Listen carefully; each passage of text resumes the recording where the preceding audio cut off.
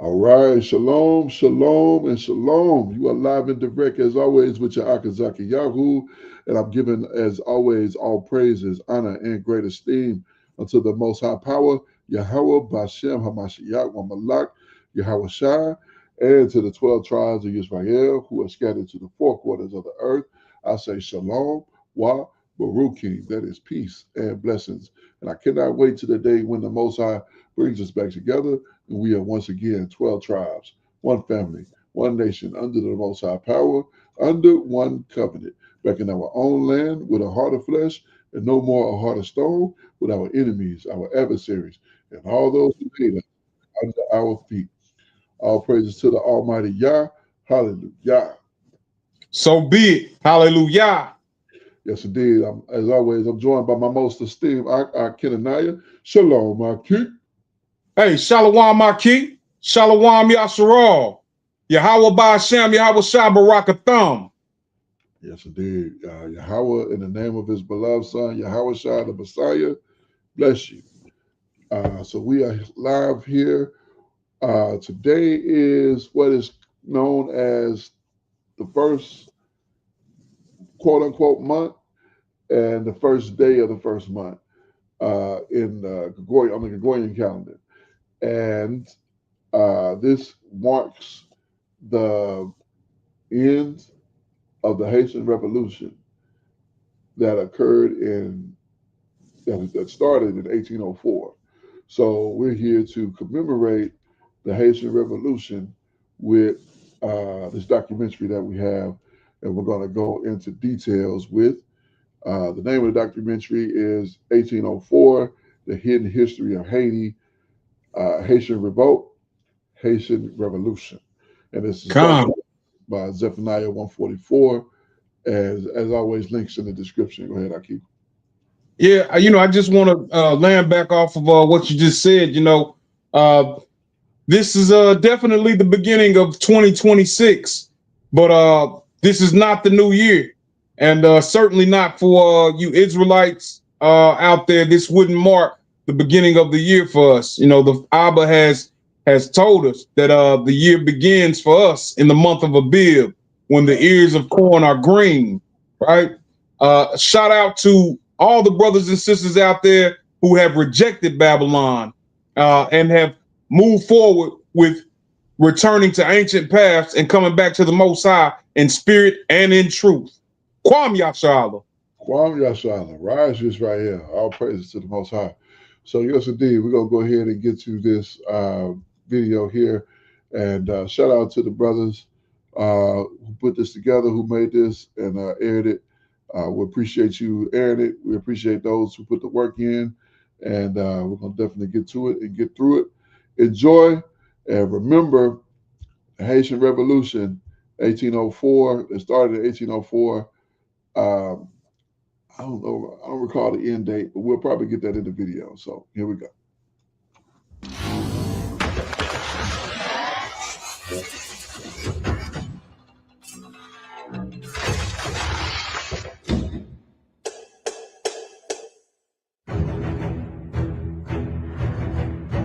There's nothing that happens after the Haitian Revolution and our fight for freedom across the Caribbean and North and South America that wasn't influenced by the Haitian Revolution. The African people on the island fought all the largest armies of the world at the time and won over each one of them. Whooped the Spaniards, beat up the French, knocked down the British. The Haitians have a pride about them. The revolution is the most important thing to them. The first thing they instill in you is that you are the first Black Republic. 1804 becomes important because it's the date at which the implementation of the dream of real revolution and real equality and new nation status and the ability to defend your new nation is manifest. When you look at modern historians, when they talk about victories that Europeans had over non-white people, they always frame the narrative as victories. But when African people rise up and fight off their European oppressors, they frame the narrative as a massacre. Africans everywhere that were enslaved resisted it. Haiti becomes significant because it was the first time in human history that an enslaved population actually overthrew their oppressors. The Haitian Revolution, though, was the most organized, the most large scale, the most impressive in terms of structure and complication from the very beginning. Haiti made more money for France than all 13 colonies. The Haitian Revolution was very influential, particularly amongst Africans. It was seen as an inspiration for Africans in this hemisphere, just as it was seen as a horror by those who held slavery dear. There is a concept that we must defeat Haiti. We must ground them into the ground. We can never let them rise. They are an example of Black power. They are an example of what happens when people who are oppressed decide to stop being oppressed.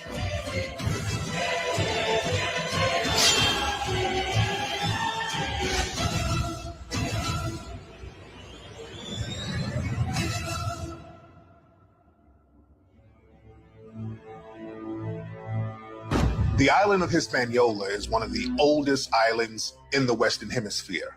The island is very strategic because it has a lot of natural resources, it has a lot of precious metals, and a lot of the European powers were scrambling to get control of that area. Haiti is the first place that Christopher Columbus did a fort, did a settlement. So it's the first settlement in the Americas. Christopher Columbus on the west coast of Africa in 1482. He's involved with Africans on the west coast. That is how he came to America in the first place. It was they who told him there was land to the west. In fact, in his journals, he says that he met Africans going back to Africa when he was on his way to America. What folks are doing these days shows that there were Africans on that island when Columbus got there. At least 3 different types. There were the Caracals up in the north, Guanini, and there's another one. But you can find that in the book called The Annals of Haiti. The Spanish declared this was for them, but the French says, what do you mean this is for you? And the British said, well, how could you have it all? So right from the beginning, we had colonial wars among them on the island. When you're dealing with the Spaniards, you're looking at the introduction of Africans in 1503. When you're looking at the introduction of Africans from the French, you're looking at 1670. So you're looking at a wide gap between the Spaniards and the French bringing Africans onto this island. But what happened on that island was that they brought a culture that was deeply steeped in what is probably the most important liberating force that any human can have, and that is in spirituality. 1675, the Treaty of Ryswick, the church established that the island would be split in 2. One side would be for the Spaniards, and the other side would be for the French. So at that point, what the Spaniards had named the island, I told you, was already Haiti. That's the original name of the island. Now, the Spaniards named the island Hispaniola. And when they agreed to share it with French, the French called their side Saint-Domingue, and the Spaniards kept Hispaniola for theirs, but called the capital city Santo Domingo, which is still Saint-Domingue. When the Spanish got here in 1492, and you know, they are on the island from 1492 to 1625, the Spanish is looking for gold. They're looking for wealth. And this is the first thing they started doing. And they find some gold. Haiti still produces gold today. And so gold was the big prize that everybody's looking for. But once they get into sugarcane was sweet gold. I mean, sugarcane was it. During the period where they were commencing this genocide against the indigenous population, a priest called Bartholomew de las Casas came up with this idea that it was ungodly to do what they were doing to the indigenous people of Hispaniola. They were killing them off. It was terrible, which it was, incredibly brutal. So they needed someone else to do it. And this was where he came up with the idea of getting people from elsewhere. This revolution was going on from the moment Africans touched the shores. That's very important to understand, because what also happened is that when Africans were brought to this island, many of the warriors from the Congo, from Yoruba, or what we call Nigeria, or from Ghana, when they were brought here, the Ashanti, they immediately escaped and created maroon towns. These maroon towns would later become the actual hubs of the revolutions, because many of them never really experienced being enslaved.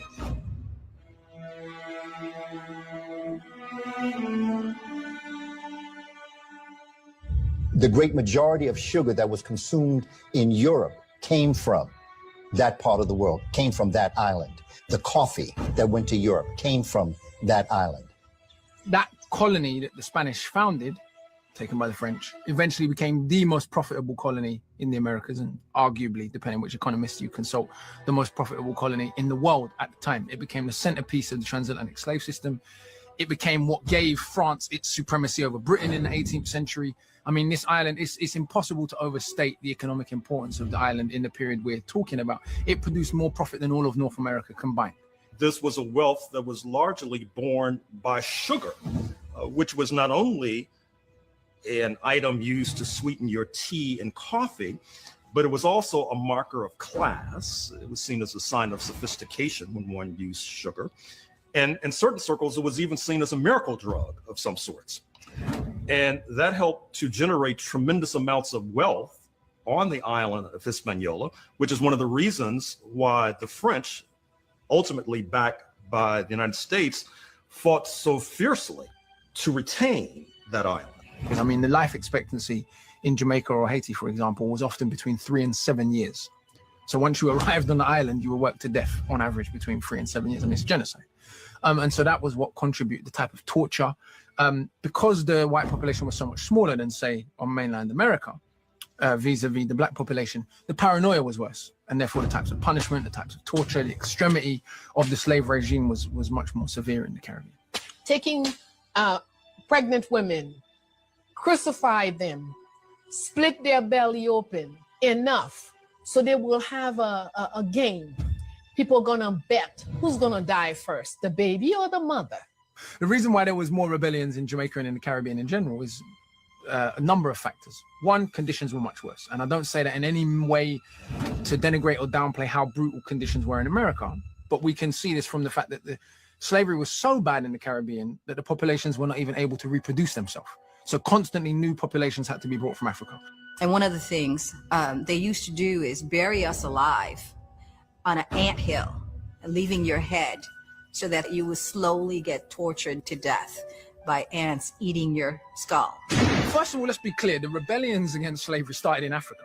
And the rebellions against slavery in Africa are probably the most under-discussed and underrepresented element of the whole history. Everyone tells you that Africans collaborated, which is true. What they don't tell you about is those Africans that rebelled. And in fact, scholars estimate now that it has been studied thoroughly, that the rebellions in Africa alone, of which there were hundreds, prevented perhaps 1 million people from crossing the Atlantic.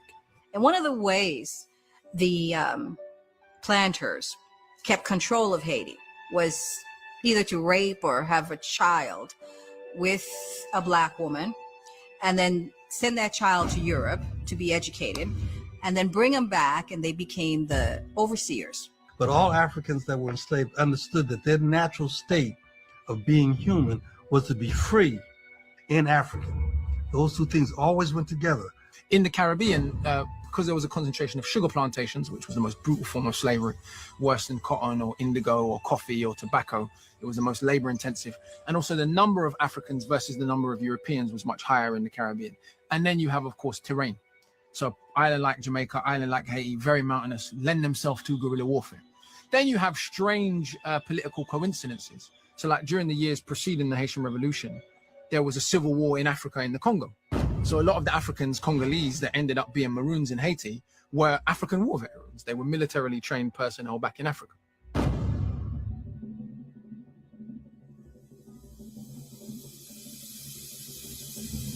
With the Haitian Revolution, there were 4 principal players in regards to the leadership of the Haitian Revolution.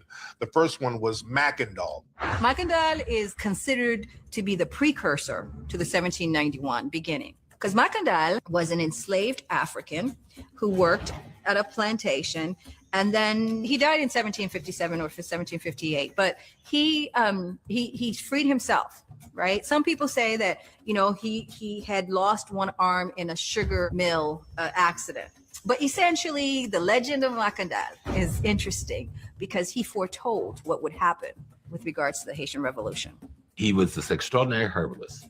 And what he did, he taught the people of Haiti, the Africans, how to use the herbs and fauna in the ecology that they're now in to poison the food of the white farmers. and he was very successful. And so Makadal went, took to the hills, and he would teach the kitchen people how to poison their masters. They had nature on their side, and that's very important. They used nature as one of their greatest weapons.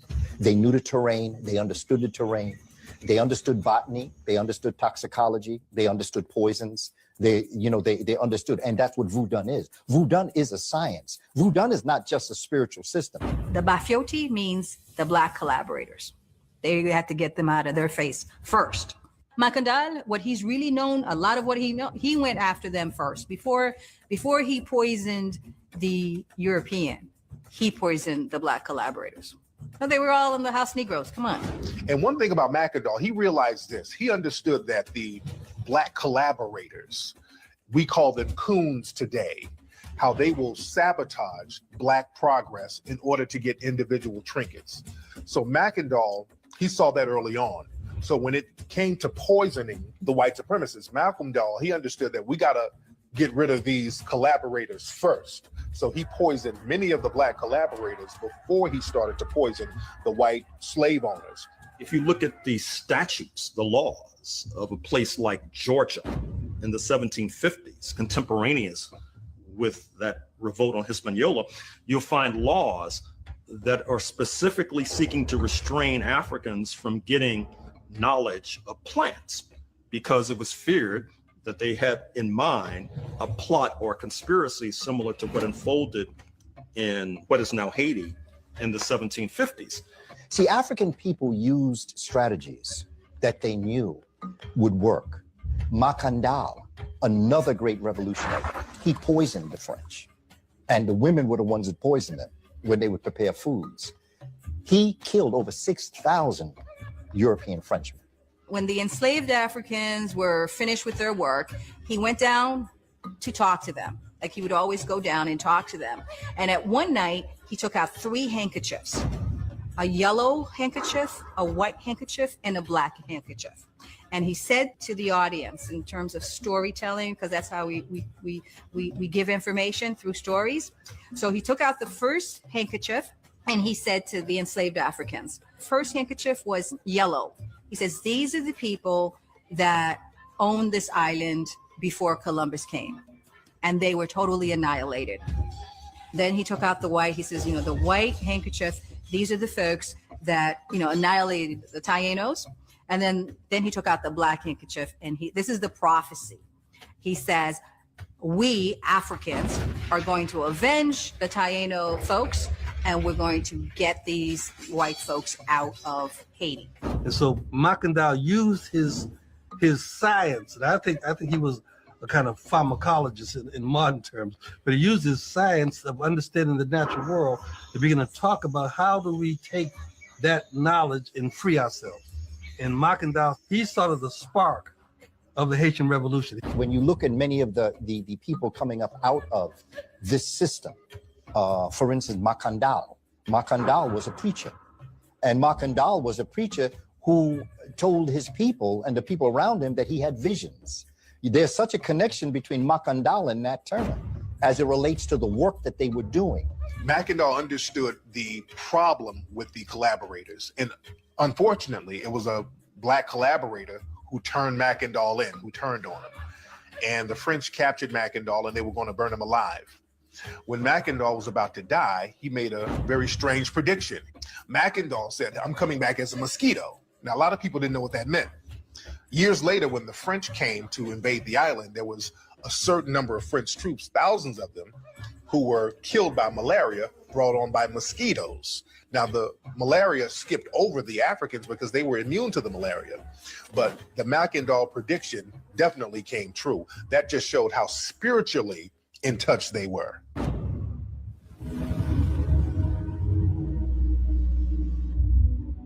The next Haitian leader who was instrumental in the Haitian Revolution was a voodoo priest from Jamaica named Duddy Bookman.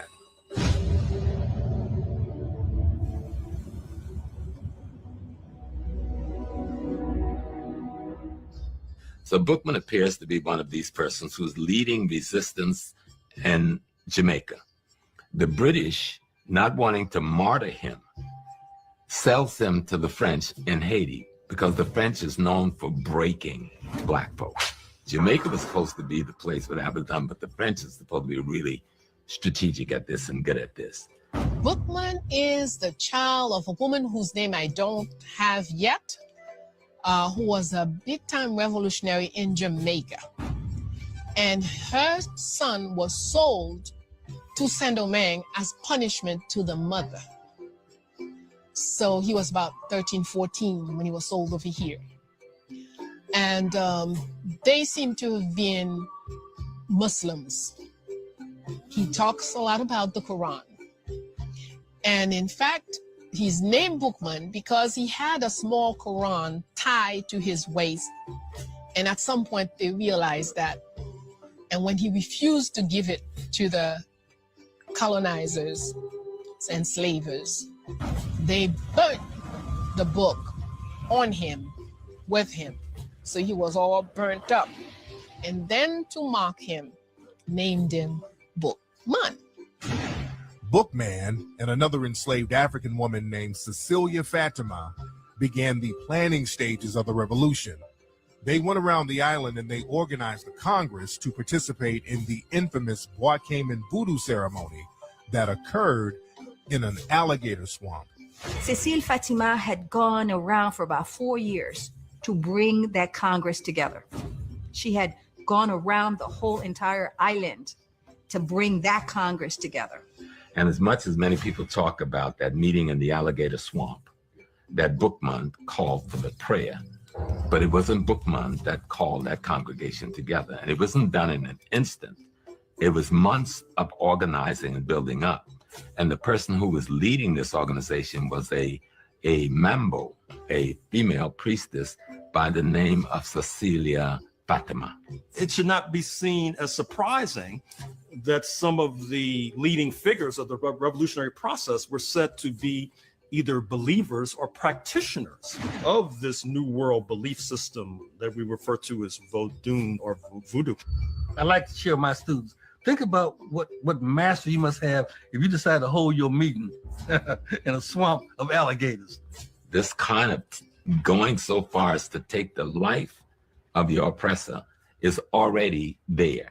And the place where that meeting took place, the alligator swamp, that was a place the whites didn't go in because they were really alligators up in there. So very few people could go in and come out. But the black folks had a different relationship with the ecology than whites had. They mastered having this relationship. The whole concept of the Yoruba religion is to know and understand the forces of nature. When you're trying to get free, it's very important to create your own identity. When you want to oppress somebody, the thing you do, you change their name, you change their religion, you change their language. And the Haitians understood that they needed their own language. This is why they speak the French Creole. That's a form of their own language. They knew that they had to go back to their own religion. They went back to voodoo. And there were people who were Catholic, there were people who were Christian, there were people who were different religions, but they went back to voodoo, and that codified everybody. It was an African spiritual force that brought the people together. And when African people were brought together, it gave them a common goal. When they had a common goal, then they knew the common enemy. And then they would take care of their own business. And voodoo is not just a religion. I mean, Africans didn't really have religions. They had a way of life that at best you can call their sacred science in dealing with cosmology and ecology. Intentionality was to make our stuff so fearful and so evil and so scary that we run away from it. You know, and so all you gotta say is that, you know, when I was growing up, if I met a young lady and I asked her where she's from, she said she's from Louisiana, I'd be backing out. Oh, she might know voodoo. You know, she'll put something in my soup. She could do some people. That just make us afraid of our own stuff. We ain't talking about no Dracula movies here, no zombies. We're basically talking about Africanism. We're talking about people that understand the strengths of plants and of nature and how to, you know, outwit your militia by using what the gods have provided you on this earth. So you call upon lowers to meet the task that you're confronted with. If you're engaging in war, you would call upon a lower that has the characters and qualities and dispositions of being warlike or strong and strength and fearless. Dying was an opportunity to go back to the ancestors, to Guinea, right? So there was no fear. Through science and through faith and through the will of not fearing death. Most Haitians don't fear death. They don't. A lot of Haitians, they say, don't fear death. So when you look at a lot of rappers now, a lot of rappers here in America, they will have Haitian gangsters in their entourages. And a lot of these dudes will have that Haitian muscle behind them. So this just shows the kind of respect and even fear that a lot of people still have for that Haitian rebel. I mean, imagine if you're not scared of death, you're not going to be a good slave.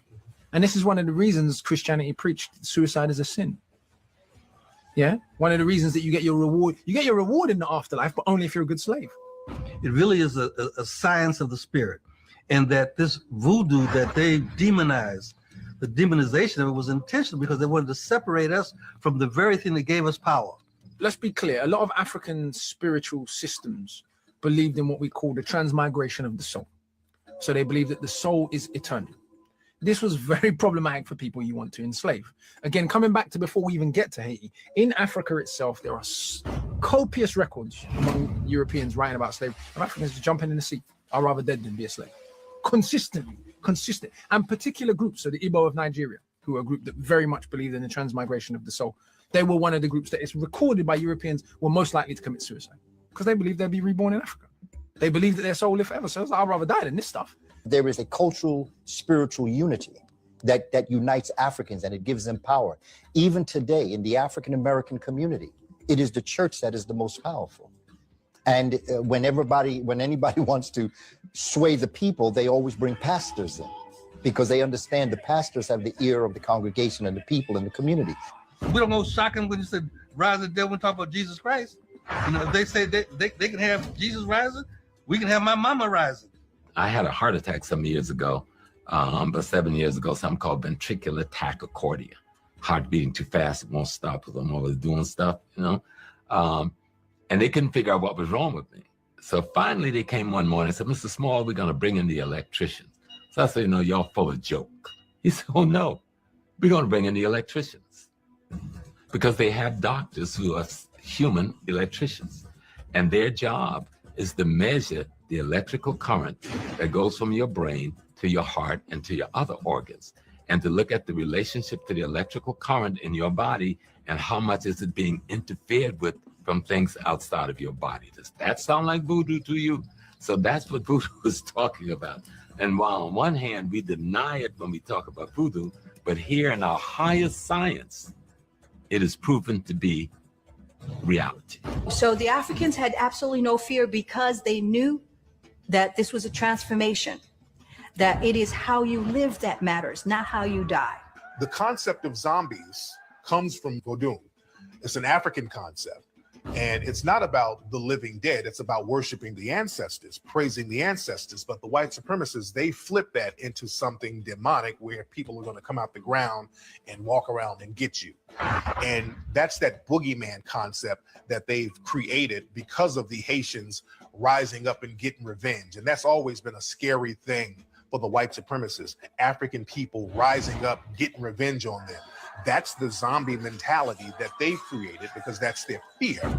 When you look at the old zombie movies back in the 1920s and 30s and 40s, they would actually use Africans and Haitians as zombies. And out of their West Indian island comes a tale of terror and voodoo, of witchcraft and zombies, and all the weird black magic that the white man seldom sees. All of those old zombie movies had voodoo themes, so they were very open about it then. You see, the thing about Duddy Boukman was he was so intelligent, he knew that he might not get it because he did get captured and he was executed. But the revolution continued with the people. And that's another lesson I learned about the Haitian Revolution. It wasn't so much the leaders, it was the people. The people never gave up the spirit. To this very day, they still have the spirit. Boukman is known for 3 or 4 things. Number one is the Boukman's prayer. You know, The God who created the earth, who created the sun that gives us light, the God that watches us from the clouds, the God that holds up the ocean. Our God has seen what the white man has done to us. Our God wants us to do good. The God of the white man wants him to do crimes. It's our God who will give us the strength and the courage to beat this white man. So now this is the man who's going to rise from this. This thing is going to rise and say to us on August 14, 1791, the God who created the world, who make the waves move in the ocean, he is your Father. He is with you and will give you his strength. But you must act and free yourself. Duddy Boukman is very intelligent. He is one of the leaders of the African people. He's very respected. And what he's going to do is he's going to devise a plan. And he is going to incorporate the ceremony of Ogun, the god of war. And he is going to assemble the forces. And he is going to instill in them a spirit of revolution. And the last sentence is a pretty long thing. And the last sentence, he says, listen to the voice of freedom. It speaks in each one of your hearts. When they ask him, but who will lead us in this battle? He says, the leader is inside you. You are the general and you are the soldier. Now get to it. He comes from the form of just total understanding of what war is. There is no conceptual framework of peace.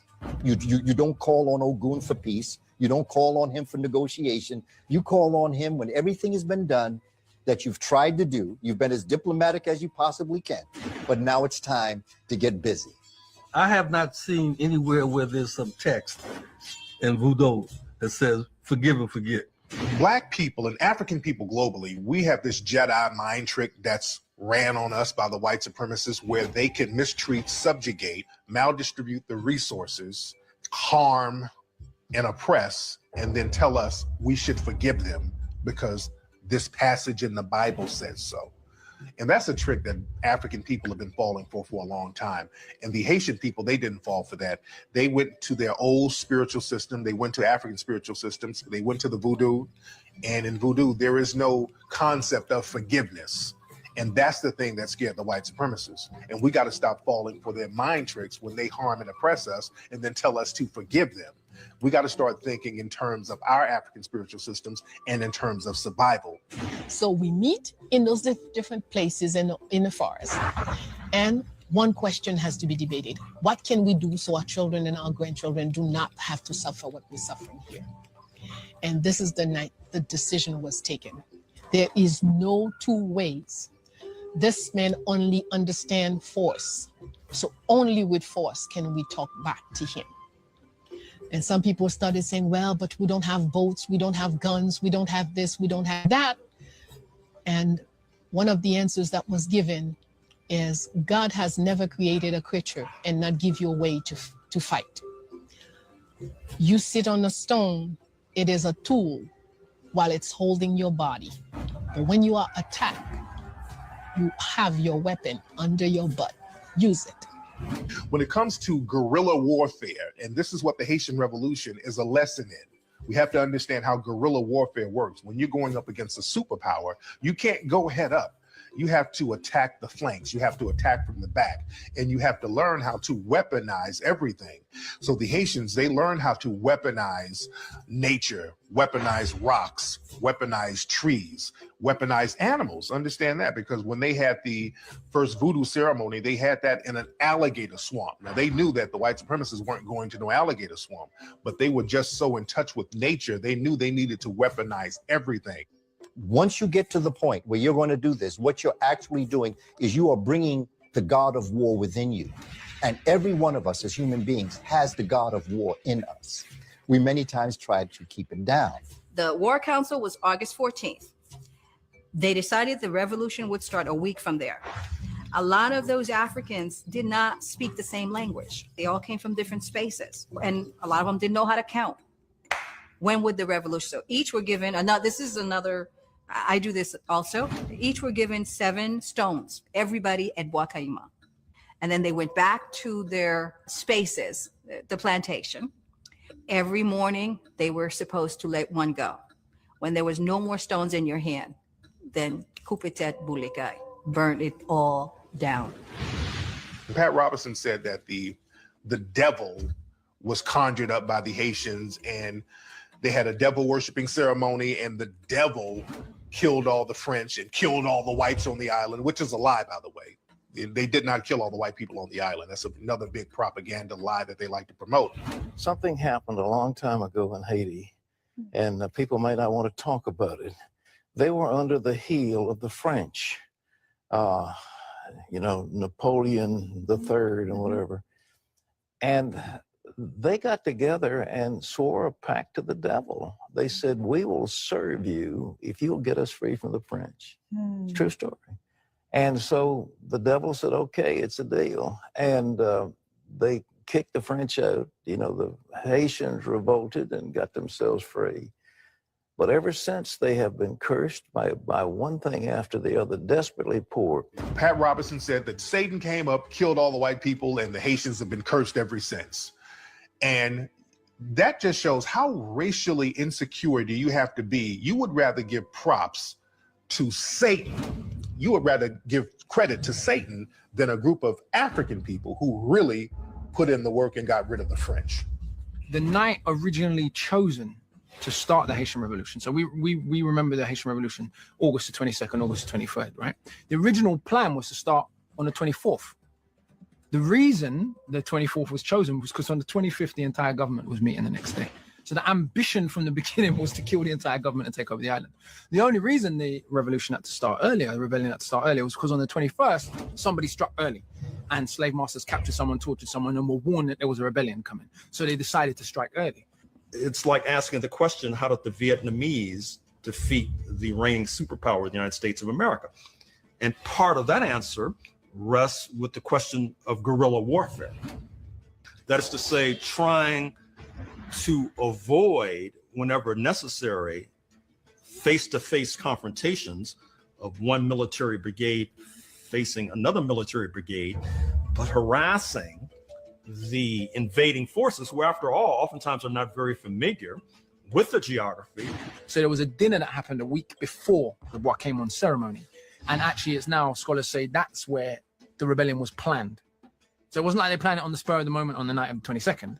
The main leaders sat down and planned a week before, maybe months before that, had their dinner. The crazy part about it is that the Europeans knew that their privileged slaves were meeting for dinner, and they didn't think anything of it. They were so utterly convinced that black people were never going to do anything about their situation, could never overthrow them. They could never be defeated by a bunch of lazy, backwards niggers from Africa, that they got complacent. How to be able to create bamboo, knives, how to have blow darts. All of these things they use against these forces because these forces could not fight a guerrilla type warfare.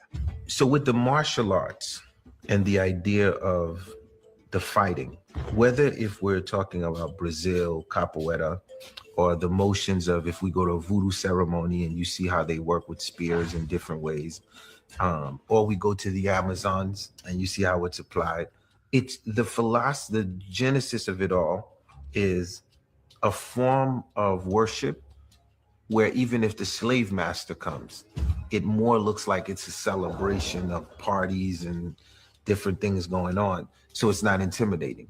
But at the same time, it forms a form of martial arts, a form of self-defense, where when it's time to rise for the revolution, the masters didn't even know that you was already training a bunch of troops and now you're ready to go. Bookman war on the colony and occupied more than a third of the colony. Every activity was stopped. Everybody had only one thing: find Bookman and stop this. And we had no weapons. They had the guns. They had the cannons. They had everything. And yet, the fear. So Bookman, one of the great leaders, he was eventually captured. He was eventually killed. And when they got Bookman, they wanted to make an example out of Bookman so they could scare all the other people from rebelling. So the legend was they got Bookman's head, decapitated him, and put his head on a stick and put it out in the public so that everybody could see it as a way to scare them. But at this point, people got rid of that fear of dying. So the rumor was people would walk past the head, see the head and say, they rub their head and say, we're going to carry on the revolution.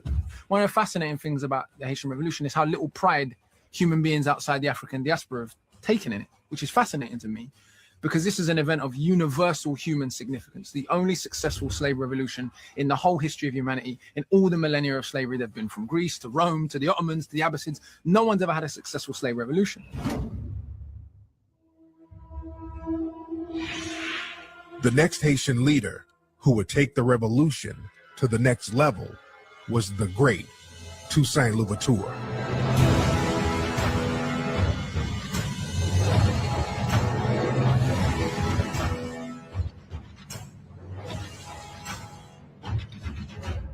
He was raised by a woman from Dahomey.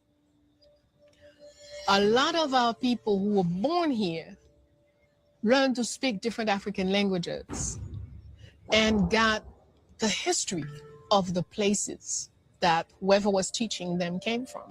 Toussaint might not have been from Dahomey, but being that the African woman who adopted him here was from Dahomey, then he's trained and raised as a Dahomean. If you come from Africa, you have a militaristic aspect to your environment. Dahomey, as we know today, Benin, was one of the most warlike culture. That's where we get the term Amazon women, Amazon warriors, because of the women warriors of Dahomey. On television, they make you think Amazon women come from someplace else. But these are you go to Benin and you can go to the museum and see statues of these women and so forth. These women warriors. Toussaint is born on May 20th. Has a very different, even in slavery, their experience is very different. He was a submissive person in slavery. He had slavers who kind of like him. It was believed that Toussaint Louverture had been free from the age of 45. We now know he was free from about the age of 30. So he'd been a free, privileged African, if you like, in as much as that can be the case in a slave society for quite a long time before the revolution. He was heavily Christian. He could read and write. He was very Europeanized. And in many ways that determined his leadership, his experience of slavery, which was said to be, say, less harsh than someone like Dessalines, and his being free for so long. He constantly tried to placate or make peace with France. Toussaint was an enslaved African who became a free African at some point in the process. I don't know whether he bought his way out of freedom or was granted manumission, because all of the slave societies seem to have put in place some process of manumission for the enslaved persons. And so he became a member of the French military. And he was the first African to become a general in the French military. He became a great general. But what he's noted for is that before he even went into fighting, he made sure that his enslavers were off to America. Okay, because he didn't kill them. And he always really, really had an affinity for the French. He was operating in very difficult circumstances. I mean, it's not as if Black people in Haiti had natural allies in the hemisphere. They had antagonists in the hemisphere. With regard to Cuba, which was controlled by the Spanish, that was an antagonist. With regard to Jamaica, controlled by the British, that was an antagonist. Of course, the United States was not altogether friendly. And then, of course, there was the French. And so he was maneuvering, aligning with one power against another power. In 1802, Napoleon sent one of his generals, Charles Leclerc, over to Haiti so that he could try to bribe Toussaint into turning on some of the other Haitian leaders. Early on in May 1802, he's speaking to Toussaint. He sent for Toussaint Toussaint came, and in the room there are but 2 chairs, a table. On that table, 1 million francs. And he said to Toussaint, "This money is yours." And Toussaint said, "Well, what do I have to do for it?" He says, "Nothing. Just bring me Dessalines' head." Toussaint put both his arms on the money. And he says, "If it is Dessalines' head that you want, you may as well cut both my arms right now." He also develops a mindset that I'm respected as a French successful soldier. And so it was to his detriment that he thought that the military relationship that the French had for French soldiers would allow him to survive their imprisonment. And they don't apply that military standard to African peoples. Napoleon understood that Toussaint wanted to get that respect from the French. Toussaint really, really wanted that respect. Toussaint really wanted to be accepted by the French military. Toussaint wanted to be accepted by the French elite class. And Napoleon saw that, and Napoleon played on that. So then little by little, Toussaint became the top guy here, period, militarily and politically. And that's when he's going to do a constitution. He's going to have a constitution written and ban slavery. Of course, that was what brought his demise too. At that point, when Napoleon received the constitution that Toussaint produced here, he is vexed to the last degree and decide that Toussaint must die. So Napoleon wrote letters to Toussaint inviting him to come over to France so they can negotiate, so they can talk.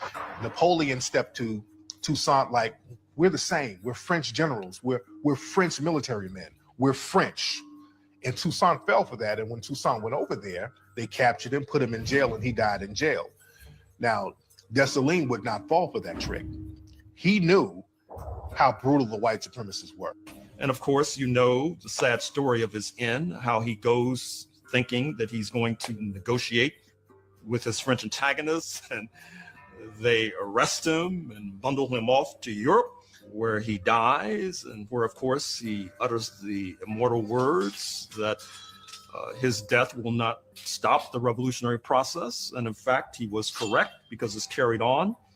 In the course of fighting Leclerc, who was the brother-in-law of Napoleon, who had come down to head one of the armies, Toussaint get captured. I think this is 1803 or 1802, 1803. And then he's taken to France, where he's really starved to death. They said he died of maybe tuberculosis. They starved him to death. And that's when Dessalines assumed the leadership of the army. At this point, the whites, who had now been given a kind of a Republican freedom, wants the black folks to go back to the plantation, go back to your status quo. And Dessalines said that's not happening. So Napoleon is known for exclaiming that it wasn't so much the economic adventure. He said we have to stop the forward movement of blacks in the world. Because remember, when he got into Egypt, and Count Volney wrote his book, Ruins of Empires, telling the French and telling the world, the very same people that we are enslaving and at war with in Haiti and Martinique and St. Lucia and Tobago are the very descendants of the people who built the pyramids that we are copying all their work. Sent his brother-in-law Leclerc with the new expedition in February 1802 with a clear mission: capture the 10 black generals, send them to France. And once you do that, you could slaughter the entire population of blacks on the island. Don't worry, Africa still has plenty. We'll go back and get more. Jean-Jacques, at the end of the day, he didn't like the idea of like Toussaint going to France. You know what I mean? It was like, yo, I'm telling you, this is not going to work out. But in the dungeon, though, Toussaint always says something, and they teach us this at a young age. And these are not the exact words, but this is the meaning of it. It's basically, I'm in this dungeon. You could do whatever you want with me, but the seeds already have been planted. Rochambeau was a French military general, famous even by the standards of 18th century slavery for his incredible brutality. So when the French realized they cannot win back the island, from these rebellious Africans. They decided to embark on a war of extermination. That was the official command. Just exterminate them and we'll replace them with new Africans. So to that end, Rochambeau was tasked with that extermination. When we think about people being gassed as a form of genocide, the first thing we think about is Nazi Germany. But the first gassing did not happen in Nazi Germany. The first gassing happened in Haiti because the French knew that there was natural sulfur on the island of Haiti. So they got the sulfur. When you burn sulfur, it becomes poisonous. So during the fight, the French put thousands of Africans on ships off the shore, locked them in, and burned the sulfur, and the gases and the fumes killed thousands of people.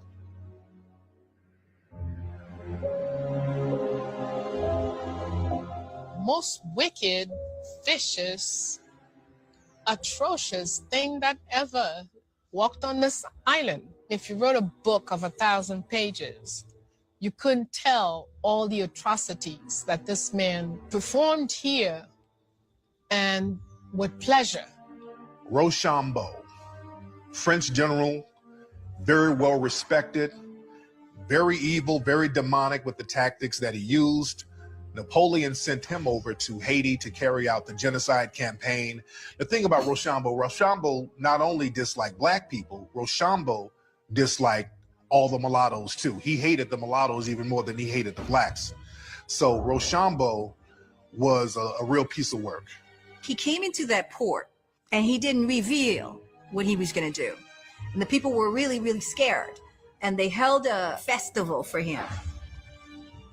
And it was a couple of days later when they were starting to feel, okay, this guy is not as bad as people have been saying, right? Then he invites them to this ball. When Rochambeau came to the island, a lot of people didn't know what Rochambeau's agenda was. Nobody really knew anything about him at the time.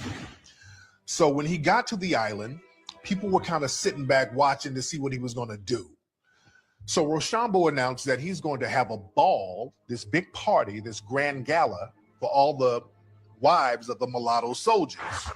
So at this ball, at this gala, they have this big, luxurious party where they're wining and dining the mulatto free women.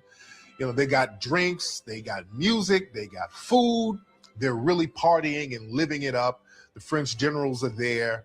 The mulatto women are there. Everybody's just mingling, having a good time. So Rochambeau makes an announcement that he wants to have the women follow him in another room in the house. So he walks down the hallway with the women following him. The women are just, you know, going along with the vibe, going along with the program, going along with the party. They don't know what's happening. They're still giddy, laughing, giggling. Once they get in this other room, Rochambeau announces to the women, hey, I got presents for all of you. So there are these boxes lined up. And there's different variations of this story, but this is the most popular one. So Rochambeau has all of these boxes of presents lined up for the women. So the women are, you know, they're still in a festive party mood, but now they're confused. So they see these boxes and they see Rochambeau announcing that he's giving them gifts. So the women are like, okay, cool. So the women get the boxes, and when they open the boxes, they look inside and they see the decapitated heads of their husbands inside the boxes. So the women are terrified. Rochambeau's standing there laughing, giggling, just laughing his head off, because he's letting them know, I don't care about the blacks or you mulattoes, and this is what I'm going to do to all of you while I'm here. That move there made the mulattoes and the blacks come together as a unit against the French. On the island of Cuba, for some historically unique reason, these dogs had been bred to chase down Africans. And in fact, some of those dogs were imported to North America to chase down Africans. And some of those dogs wound up in Hispaniola to chase down Africans. And these are the dogs they would send out to chase down black people whose only meal was the flesh of black human beings. Because one of the things European pseudo-historians have done is, one, said that the enslaved Africans massacred all the white people left on the island at the end of the revolution, which they did not. They massacred all the French, but the whites who fought with them, the Polish and the Germans, as it says expressly in their 1805 constitution, were not only not killed, were now classified as black people. They killed all of the French left on the island. 4,000 or 5,000 people. But these are the same French who just embarked on a war of extermination against them. And remember, there were still French troops on the island. They were just on the other half of the island, what now is the Dominican Republic. So it's not like France stopped posing a threat the moment they got their independence. In fact, that not only were French troops in the other half of the island, they were agitating in the other half of the island. So this is the context in which that massacre takes place. That's basically what the Haitian Revolution was about. Africans dying bravely, whether it was getting boiled, whether it was drowning, gas, shot, beheaded, burnt at the stake. We had a culture where swording, fencing was a part of our culture. Lancing, using lances was a part of our culture. Going back even to South Africa with the Zulu nation, when Shaka took a long lance and created this short lance, he created both a spear and a sword. And so that's a part of African culture, going all the way back to ancient Egypt. A lot of them had military training in African traditions, people freshly arrived from Africa. And then they had the military training of fighting for their different colonial master against another colonial master. But a lot of the tactics they used were what today we'd call guerrilla warfare. They didn't fight in the way, they knew they couldn't defeat a European army of 20,000 people, 80,000 people. They've got much less sophisticated arms, they've got way more arms, etc. in a face-to-face European-style empire versus empire battle. So they used guerrilla warfare, they used raiding techniques. Primarily, what you have is the people who know their ecology. If you've been to Haiti, Haiti has a terrain of hills and mountains and plateaus. And if you are the African, you live in that every day. You plant there, you till the grounds there, you hunt there. And so you master that terrain. The sisters, in many ways, supplied the force, created the environment for the men to do what needed to be done. Sisters are very important to any revolution. In fact, ain't nobody having a revolution without women. In fact, if you think you're doing that, it's just a fight. It ain't a revolution. Sonny Belair, for instance, when they caught her, her husband was General Charles Belair, right? And he negotiated for her release. And you know, these white settlers, they never, they betray whatever. They have no honor, okay? So when he gave himself up, they took both of them, okay? So that's Sonny Belair and Charles Belair, the general. And so they sentenced her to a beheading because she was a woman, and then they sent him to get shot. And she refused. She said, I will die the honorable way with my husband. They wanted to blindfold her. And she said, no, you don't need to blindfold me because I'm a woman. When they ordered to take her head and put it under, they fought with her and couldn't do it. And in the end, she gave the orders. Soldiers, position. Don't make me wait. Fire! The Haitian leaders understood that it would not be conducive to them to try to get individual gains to the detriment of the collective society. So they were smart enough to understand, I'm not going to try to get little trinkets for myself while everybody else is suffering under this oppressive system.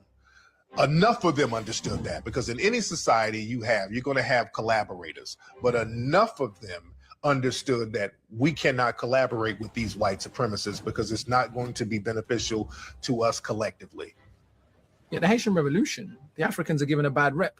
These are people who were enslaved. As far as I'm concerned, if you want to own me and buy and sell my children, I'm well within my rights to do absolutely anything to get free from you.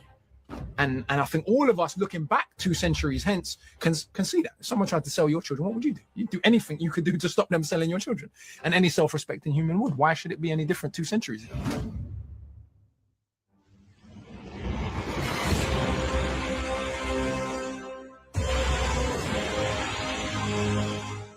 Toussaint Louverture opened the pathway for freedom and independence. But the man who doesn't get enough credit for bringing the revolution to victory is Jean-Jacques Dessalines.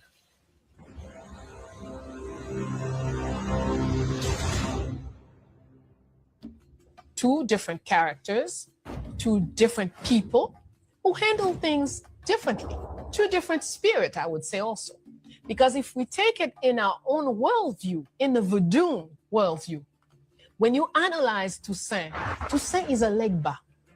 Legba is the spirit that comes to open the way and trace the road. When you analyze Dessalines, Dessalines is an Ogu. That's the one who comes to make things happen by any means necessary. But it's also really interesting how people like Jean-Jacques Dessalines become a military genius within the space of 10 or 15 years with no formal military training in the way that we understand it. And that's one of the inexplicable things. But again, it comes down to human intelligence and the human capacity for genius and desire to be free. Dessalines is definitely not Dahomey. I am certain of it. But it is a Dahomean woman who taught him Yoruba and taught him how to fight, how to do his Tantoya, who raised him. And not just any woman, it was a military woman, because Dahomey had two armies, a female army and a male army. And this woman was an officer in the female army of Dahomey when she was captured and brought into slavery. So she went right into work to raise some of the young ones that she, in a certain way, adopted. And Dessalines seemed to have been her prized. Tantoya is significant because she taught the greatest hero to ever live how to do hand-to-hand combat when he was a teenager, how to shoot. She taught him everything he knew, because he was enslaved. But she had come from a warrior background. I don't recall seeing anywhere where Toussaint was beaten, whereas Dessalines was constant. His entire back was whooped with scars that healed and hurt again and healed, and huge big blobs of scars all over his back. And Dessalines, as opposed to Toussaint, did not have the love of the French military. He had a deep understanding of the European exploitation. He also had a deep understanding of the ruthlessness of the various European populations when they were taking out vengeance on the African population. See, the difference between Toussaint and Dessalines, Toussaint wanted to make deals with the white supremacists. Toussaint felt he was a military man. He had some kind of camaraderie with the French. He felt that he could make deals. He was somewhat one of them. They would respect him as a military man. And that was his downfall. Now, Dessalines, he knew, and he's really the only modern African leader who understood that you cannot make deals with terrorists. You can't make deals with white supremacy. White supremacy is the ultimate form of terrorism. And Dessalines was the only person who was smart enough to realize that, and he got all the white supremacists off the island. That's the story. So he was enslaved African. He was definitely beaten a lot. He ended up being bought by a free black man. So, those assimilated Negroes could do some good things if they want. His name was Jean-Baptiste Dessalines, the free black man who bought him and gave him his freedom. But Dessalines never forgot what slavery was about. So what Dessalines did is, you buried alive 500 Africans, he hung 500 French. For everything that Rochambeau did, Dessalines did the same thing.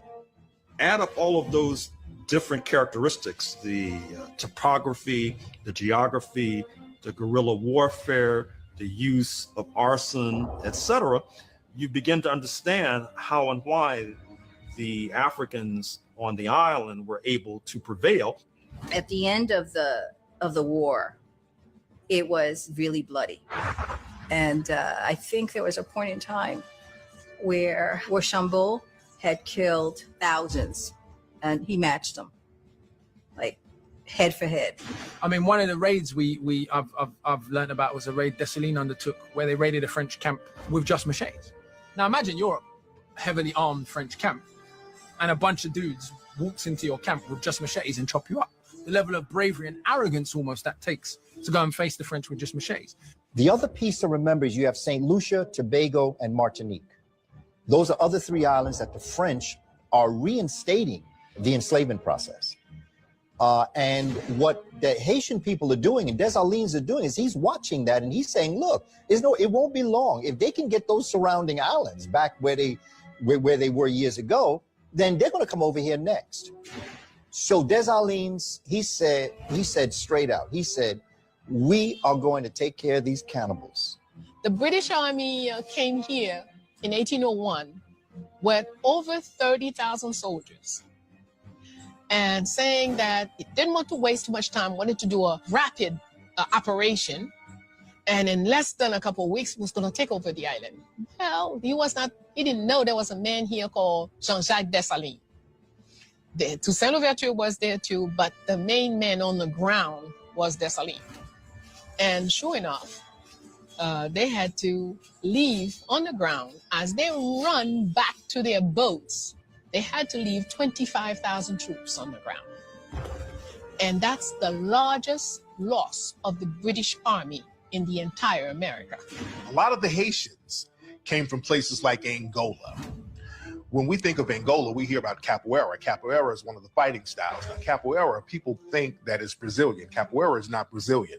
As a matter of fact, the Portuguese banned capoeira from Brazil up until the 1930s because they didn't want those Africans using that, because the Africans were using that to free themselves in Brazil, beating the Portuguese. You had brothers like Zumbi, who was from Angola, and they were using the OG capoeira. The capoeira that we know now is watered down because it's based on an oral tradition, because they burned the books and the instruction manuals and got rid of those down in Brazil, because they knew that Africans getting a hold of that knowledge, that was very dangerous. So a lot of those African fighting skills, like capoeira, these are old African systems that we transfer to each other, and many of the Haitians, they tap back into those fighting skills. Stick fighting, capoeira, different types of African martial arts, and these were the skills they used to beat the French off them. The Haitians had a certain resilience about them, where they applied science a lot of times, and science is very strong, so there's powders that are created, and these powders are not gunpowders, but if you spit it in someone's face, there's ways to numb them. And this is all science. So our brothers and sisters in Haiti had an understanding of nature where they used nature. They knew how to use weather. They knew how to use the trees to cover themselves, to hide themselves. And when all the forces would come in, they would come down on just brute force. The martial arts that they brought from Africa, the fighting systems that they brought from Africa, the ability to make weapons out of wood and stick. Once again, you have this small island of Black people with the population probably not exceeding 500,000 at its highest point. And it's surrounded by antagonists, not only in the Caribbean, but actually worldwide, in the sense, to the extent that European powers had their tentacles globally. And so this was not a time for revolutionary leader of Africans to be pussyfooting around, shall we say. Being a military is not just about weapons. It's much more. You have to be spiritually, you have to be a military. You have to know how to treat people. You have to learn how to heal, because you're going to hurt, you're going to kill. You must do to heal so it will balance your soul. So there are a lot of things involved in the training of Dessalines, but you have to be clear. And Dessalines was very clear that slavery was no child's play. Enslavers didn't care for us. They care more for a stone on the ground than any breathing people that look like us. They spared no one who was fighting against them, as any soldier should do. And so the Africans proved to be extraordinarily good swordsmen. They were extraordinary with using lances, or what we call spears. And they learned very quickly how to be extraordinary using a rifle. And so we defeated the French straight up and hands down. One of the really interesting things when you examine the French testimony is the frustration that the French particularly had with this tactic. They complain about it, they call it cowardice or whatever else, but then in other places, when the time was right, you hear French soldiers talking about a guy jumped down the cannon today, and these are the people we have to fight. The sheer terror of, like, we're fighting people who've decided now liberty or death. They've decided they are willing to die for their freedom. And this is one of the most fascinating questions about any revolution, but about the Haitian Revolution in particular. What makes people decide at this point we're now willing to die for an idea, but we weren't yesterday? And you see this behavior. You see people being burnt and tortured, laughing at it. You see people recklessly risking their life. Battle of Vertier, if you look at the French testimony of that final battle, the African behavior in that battle, we would say, was so militarily reckless, i.e. they were so willing to die for their freedom that the French stopped the battle in the middle to congratulate them and say, listen, we've never seen people die like this. By the time Dessalines rises, circa 1803, circa 1804, the revolution is pretty far down the road, and he had learned the lessons that had ensnared Toussaint and was not about to be arrested and detained by supposed negotiators in good faith. Not only were women very active, there are lots of children active in the fight. Children who made their names. And, you know, as looking out for, climbing on top of trees to look out for what's happening and alerting. Most Africans who was fighting in Haiti were like first, at most second generation from Africa. So they still had the African martial arts skills as a part of their repertoire in terms of fighting. And then, of course, there are other kinds of tactics. Arson was very successful. Of course, arson was very successfully used by the enslaved Africans in North America as well. That was one of the major tools in our toolkit right here in North America. And at a certain point, the European colonizers had to make a judgment as to whether or not it was worthwhile to continue to endure losses, that is to say, deaths, in trying to subdue these revolutionaries, when it's not clear that even if you did triumph, you would inherit a charred and burned landscape. Bonaparte sends this huge armada, thinking we're going to get rid of these people, right? But they try to use ruse. That's the other thing. The Haitians really knew how to use ruse, right? They would do all kinds of things like keep changing their clothes and going around to make as if they had more people than they had, stuff like that. Or, you know, the Europeans loved, you know, sleeping with black women or whatever. They never thought that these black women would go back and tell the African warriors what was going on. They used everything that was in their hands. Napoleon's campaign against the Haitians, it was a racial agenda. Napoleon specifically stated that he did not want a black republic. We cannot have a black republic. This thing was completely racial. French writers, a lot of French writers were like, there must be some white person behind this. It's the abolitionists' fault. It's this person's fault. It's those guys who stirred up something else. There was this constant blaming of so-called white agitators. Dessalines Toussaint, they didn't kill every white person on the island. That's a misconception. We were in war, and we were slaves. And within this slave, we had to fight for our independence. And in this process, you still had certain whites that were with the Haitians. And so they create this model constitution, but they apply it to the circumstance of Haiti. So they say, no plantations can exist. No white folks can own land. But they realize that all white folks are not the same. And so they have a special compensation for Polish white folks who joined their revolution and helped them to defeat the French. At the end of the war, once the victory against France had happened, what Dessalines said to them, that because of the horrific genocide you've meted out against my people, you've got to go. You can't stay. He accepted their surrender. 7,000 of them surrendered and was pulled out of the country and went back home. The officers under Rochambeau and the others, who he got a ship for them, fully equipped the ship, and let them go home free. But his request was, all of you go home, okay? Can't stay here. The only people that can stay is the Italians and the Polish who fought with us, and the Germans who did not lift any arms against us. After trying everything and couldn't get off the island. So then he had to come in front of Dessalines. And according to his own journal, he said, Dessalines was magnanimous. He complimented him. He said, "You're a good soldier, even if you've lost." They're supposed to give their sword to the winner. He says, "No, keep your sword. You're a good soldier. I don't need your sword. I got my own." And so he's, "What are you going to do to me?" He says, "Nothing. I'm going to send you back to France. And your task will be to let them know never to set foot on this island again." What's really significant about this, Aline, is that Rochambeau told everybody, "I'm going to get that Negro. I'm going to do all kinds of heinous things to him." But when the Haitians won at Vertières on November 18th, 1803, he didn't kill Rochambeau. He let him go.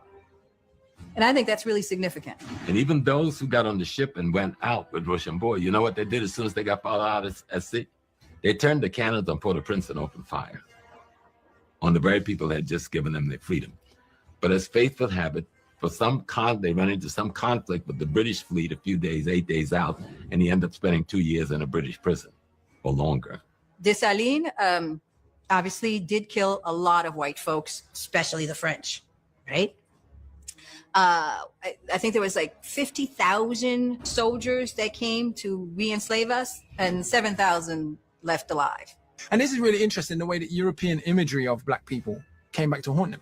These big black guys from Africa who've been laboring for you for decades and decades and decades, whose physical brute power and force you've depended on in terms of breeding them and all this. And now they got a machete in their hand.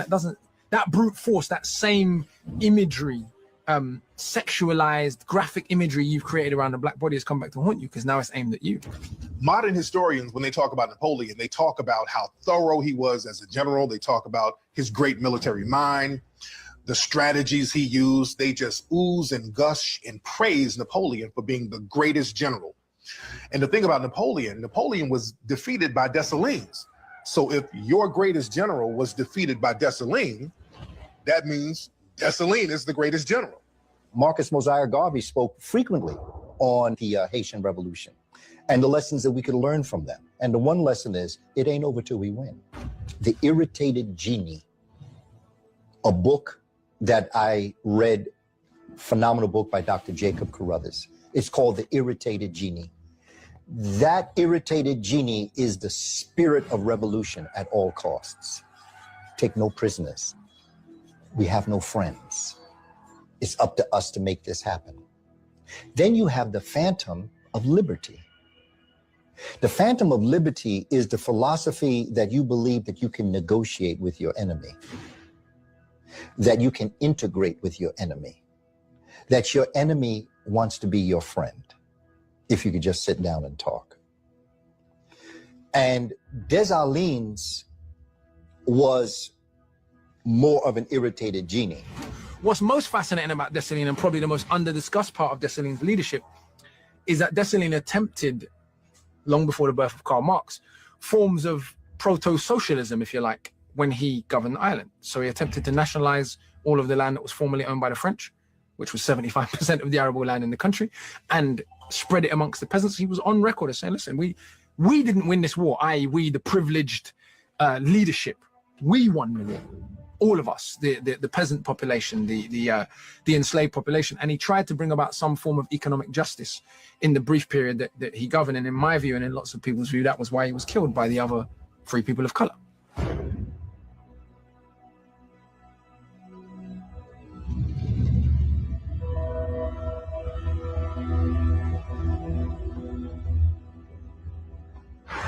On January 1st, 1804, he declared Haiti independence.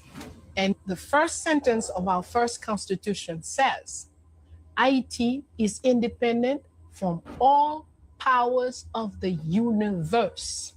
Haiti liberated 5 South American nations, from Venezuela, Colombia, all the way down. We liberated also the entire island, right? The Dominican Republic didn't exist. Not only did Haiti get their own freedom, and this is what was so dangerous to the white supremacists, Haiti helped other Latin American nations get rid of slavery. Like Ecuador, it stopped slavery in Ecuador. They helped them get rid of slavery. They helped Venezuela get rid of slavery. They helped the Dominican Republic get rid of slavery. So that was a big fear of all the other Western powers, that this nation of African warriors were stopping slavery all over the hemisphere. So this is why even today they have to subjugate Haiti. When Miranda came from Ecuador, he was trying to come out of slavery, and he had lots of problems. U.S. was giving him trouble. He came here.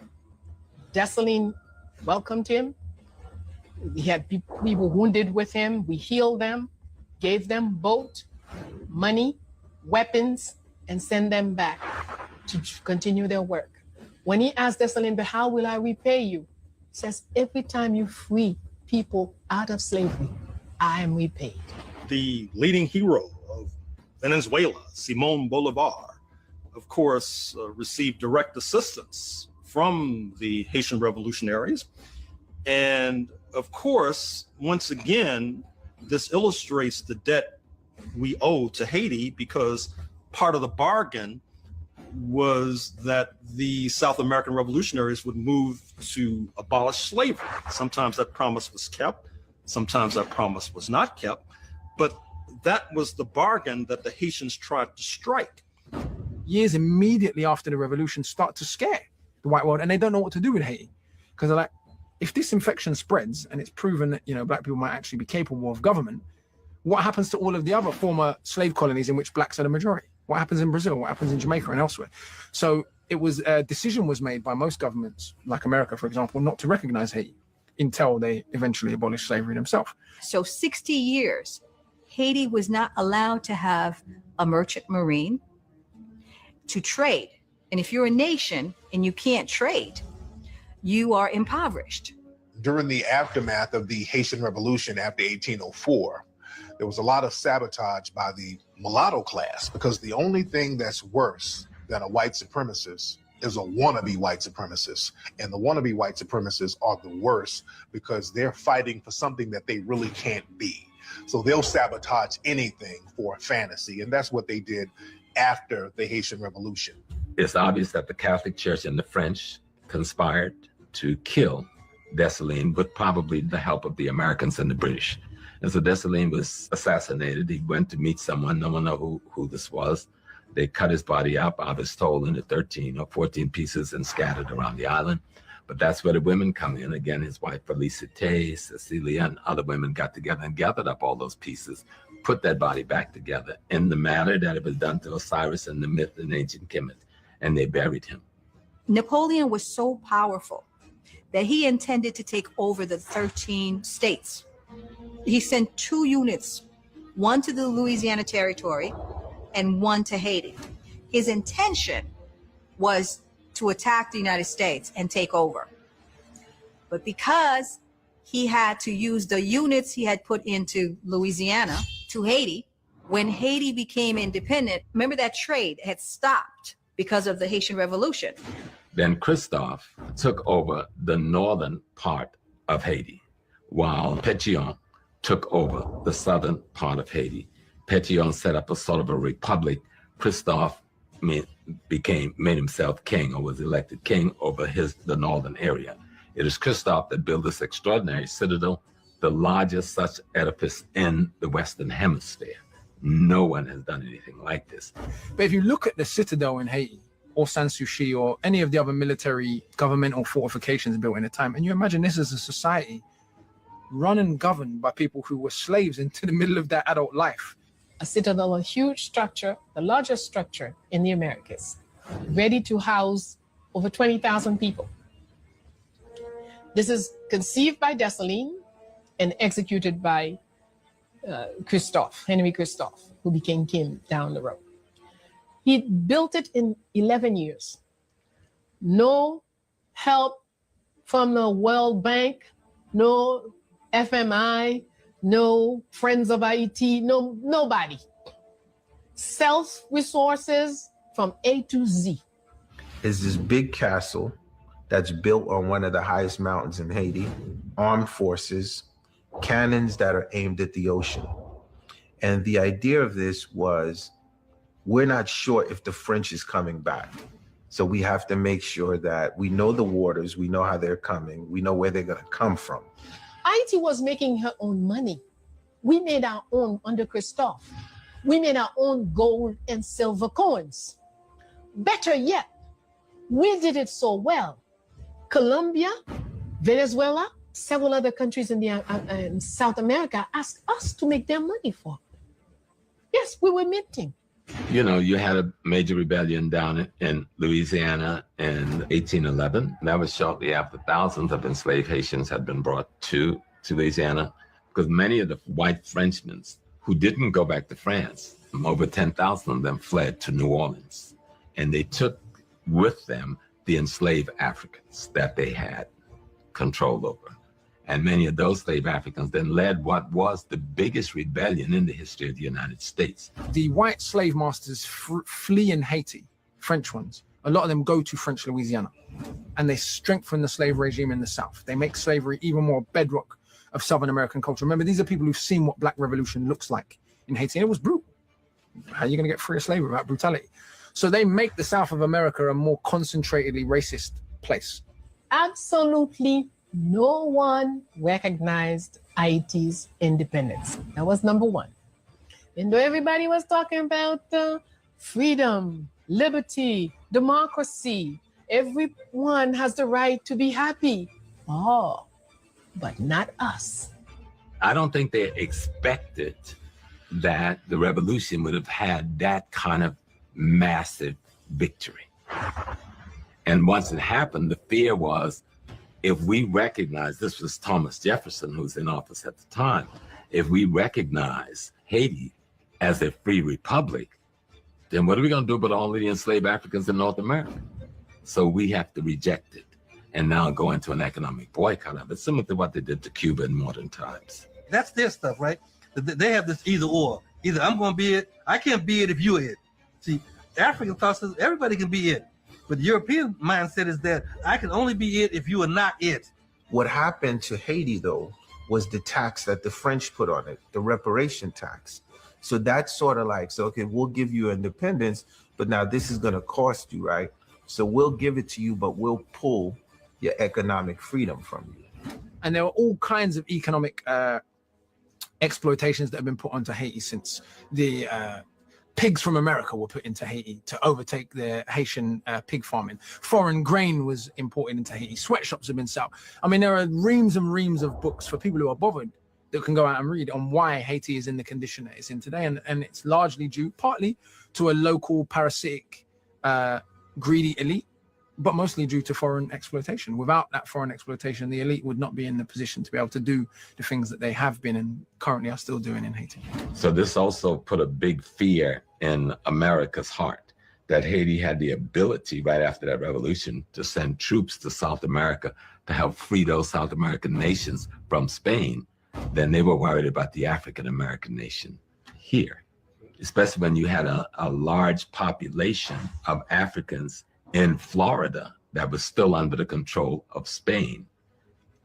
Florida was the biggest maroon community in the Western Hemisphere, but we don't refer to Florida as a maroon community because American history has falsely said that the people they were fighting were a group of Indians called Seminoles, and they'll tell you that that word they corrupt to be Seminoles come from the Spanish word of Cimarron, which means runaways. And so these are the runaway Africans. And so when Andrew Jackson was sent down there after he did the Mexican-American War to fight these people, he sent a letter back to Congress. And in the letter, he says, you sent me to fight Indians, but I've been fighting niggas from the day I got here. You know, and this is a letter that's still in the Library of Congress. DuSable, this brother was the founder of Chicago, and he was a brother of Haitian descent. Brother spoke different languages, so he was the first person to understand the strategic location of Chicago and how that could be used, because in Chicago, he could speak so many different languages. He could deal with the Spanish in the West, he could deal with the French in the South, he could deal with the English on the East, he could deal with the Native Americans in the North. So that was a very strategic place, and he was the first person to go there and monetize that area. And what's interesting about DuSable, many people thought that he was a spy for Haiti, because many people were shook about what happened during the Haitian Revolution. an African slave population rising up and overthrowing their oppressor, that sent chills all through white society. The Haitian leadership in the 1820s had to make a decision. Should they go into debt and possibly deform the revolutionary process for decades to come by paying the government of Paris for the alleged losses suffered by slave owners, or should they not make the payment and run the risk of being invaded and having all of this citizenry enslaved? Those were the stark choices faced by the leadership, and they chose the former. That's to say, to make this payment. I think it's like 1825, Charles X sent the fleet to invade the islands and retake it. And the compromise was, you pay us 100 million francs, 150 million francs, which was reduced some years later to 93 million francs. And that's how that came about. And they said, you're paying us this for the land that you've taken from us, from the enslaved Africans who was working for us that you've taken from us, and the resources the land were producing for the French Republic. And so that's where that 150, which wasn't paid off until very recently, which kept the Haitian economy in a tither for the entire period of its history. So we are a country that is being continually raped at every level, every time. If it's not an occupation, and anytime you see an occupation, you can be sure they do not occupy a country that has nothing. I see a lot of similarities between Haiti and Detroit, because Detroit was the land of some of the most phenomenal movements of Black people ever in the world. Marcus Garvey had a strong movement in Detroit. The Honorable Noble Drew Ali developed the strongest contingent and temple in Detroit. The Honorable Elijah Muhammad was a student of Marcus Garvey and Noble Drew Ali in Detroit. Malcolm X moved to Detroit to be close to Elijah Muhammad. And then, of course, you have the Motown sound. You have the voice of Black people worldwide. And I think that what's happening in Detroit is very much like that. At all costs, Detroit must be purged of its power.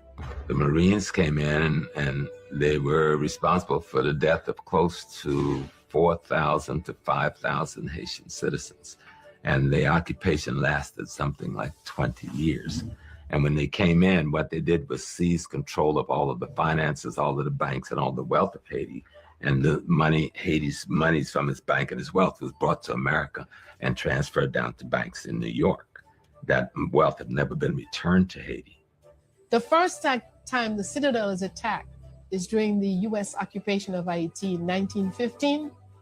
The U.S. Army stood up every day for 90 days and shoot at it while there's nobody in it. But even then, America was fully now vested and in control of the Haitian economy. And during that occupation of the American Marines, they rewrote the Haitian Constitution.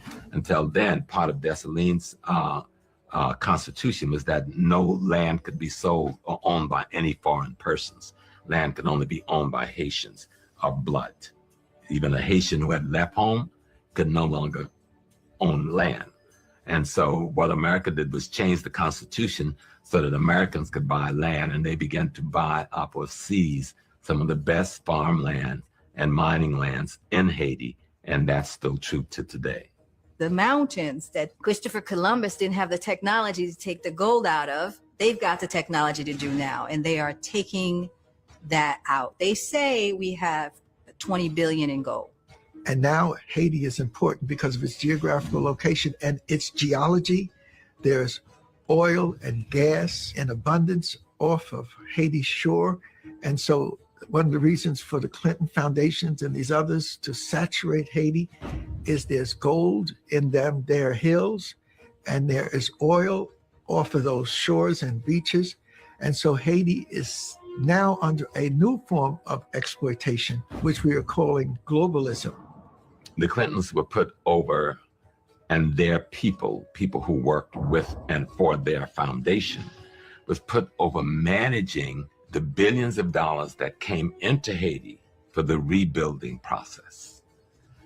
Well, they managed it back into their foundations and their bank accounts. For the last 13 years in Haiti, the UN has been the cover for the Bushes and the Clintons to work together and extract the resources that we have. Haiti has $120 billion worth of oil. The International Red Cross claims that they have received from people around the world $6 billion for the quake situation in 2010. Haiti never saw. We did not see 6 billion, we did not see 5 billion, we did not see 4 billion, we did not see 3, 2, or 1 billion. But somebody got the money. The money is still controlled by the European. The education is still controlled. The institutional political structure is still controlled. And the spiritual structure is still controlled. That you have Africans in the French-speaking areas today who are readily prepared to say, je suis français, I'm French. And so that cultural dynamic of assimilation into French culture has helped cripple Africans. Haiti is corrupted because 80% of a population, man, is living on less than $1 a day. It's corrupted because the lack of education. This is why this place is corrupted. If you go to almost any store downtown and you get buy yourself a new suit, look inside and see where it was made. That suit was made in Haiti. Probably for, you're paying maybe $200, it was probably made for $25. The guy who made the suit may have made $1. Okay. And so, and part of that arrangement and contract that made, you can't unionize, you can't strike, and you can't ask for an increase in wage. Any of those can result in you losing your job or even going to jail. Different times in our history, you will find that Haiti is forward in everything in creating the OAU. The Haitians were the #1 people in doing all the papers and working and when everything, the US was not in it. They refused to be part of it.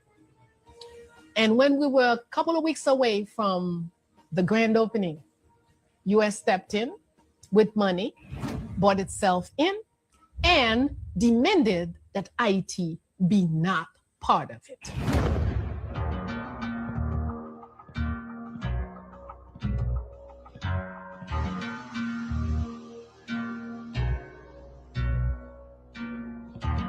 Because Wycliffe had put together a foundation that was being contributed to, and that money could not be controlled by them. That was one of the reasons. And the other reasons, they had already picked someone they wanted to put in the presidency that they can control. And they could not control the Wycliffe John. If I was a politician, I would have been the president of Haiti. But the fact that I didn't go through the proper lobbying, the proper, you got to do a deal with this person, you got to make sure you get the blessing from this person, from that person. None of that happened. So it was almost like Wyclef Jean was a wild card. And a wild card is not accepted. Which is very interesting because you have so many nonprofit organizations that rape Haiti that are white-run organizations, and they never talk about that corruption, but all of a sudden it's Wyclef and Yele, they're the most corrupt thing ever. The intimidation factor of whatever anyone was trying, it did not work, you know? And if I'm sitting here and I was to tell you that, you know, I wasn't armed up, I would be lying to you. Because at the end of the day, I was in a position where I was ready to do whatever I had to do as a Haitian citizen to make sure that the power went to the right person that wasn't gonna oppress the people. There's a book called Confessions of an Economic Hitman, and the author talks about how the white supremacist Western powers will put Black leaders, puppet leaders, into certain positions to do the bidding of Western powers. And when these African leaders stop doing the bidding for Western powers, they're usually assassinated. It's a white guy who wrote this book. And our brother Wyclef, big music star, the media loved him. The minute Wyclef wanted to run for president of Haiti, he's a man of the people, not corrupt, doesn't need the money. I mean, he's a very successful artist already, but he wants to do something for his people because he's from those people. The minute he wanted to run for president of Haiti, all of a sudden the media turned on Wyclef. They started putting negative stories out about our brother. They started talking about his Yele Foundation, talking about corruption. Like Yele Haiti was a patsy and a distraction for a lot of what really went down in Haiti. While everyone was trying to make Yele Haiti look like there was this big organization, you know, with the big celebrity face, like, you know, because when you hear the Red Cross, there's no face that go with it. All you see is Red Cross. You know what I mean? Like, so when you hear Wyclef, yo, that's the Yele Haiti, that's the face. And the minute Wyclef got back into the music game and just focused on music, everything was good again. So the whole Wyclef slander thing was to show him, don't step out of your place. And I don't believe any of the negative stories that they said about Wyclef. It was all propaganda, and it was propaganda for a reason. And we have to stop believing the white supremacists when they're trying to give us negative information on people within our communities. Yele Haiti was a patsy for bigger play, because now that you rarely hear anyone say anything about Yele. The minute Clef goes back and starts to play guitar, does his music, and hits the billboard again, it's almost like, okay, nigga, you back in your place. This is what you're supposed to be doing, nigga. Don't forget, you're supposed to be singing. You're supposed to be making people dance. And when it comes to this thing in politics, or trying to be careful how you gonna move, right? But what don't kill you, right? It only make you stronger. Jamaica's right next to Haiti. There were a lot of rebel leaders from Jamaica, like Bookman.